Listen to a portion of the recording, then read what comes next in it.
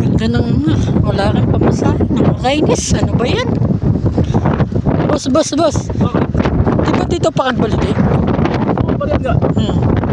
Kasi, boss, ang hirap sabihin eh. Naiwan kasi ako ng bangka. Yun yung bangka. Naiwan ka? Oo. Bakit? Wala kasi akong pamasahe, boss. Ano yung pamasahe mo? Wala nga akong pamasahe, boss. Tagaroon kasi ako sa Kagbalite.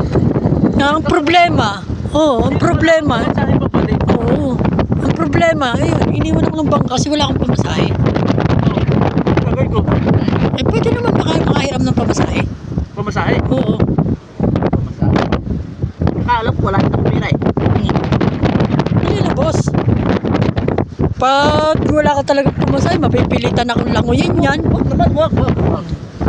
Alam ko na, para hindi mo na lang siya tumuyin. Lakarin mo na lang. Kaya sa lakad. Ganun, kaya ng lakad yan? Oo, kaya sa lakad. Lakarin mo na lang, napakadali. Ay, sige. Doon naman makikita mo na yung katiyo pag nasa pagkitlangan na yung inyo. Pwede matatalong na, saka mo takluhin. Ganun ba? Ay, sige, salamat ha. Sige. Tignan ko kung makakarating agad ako.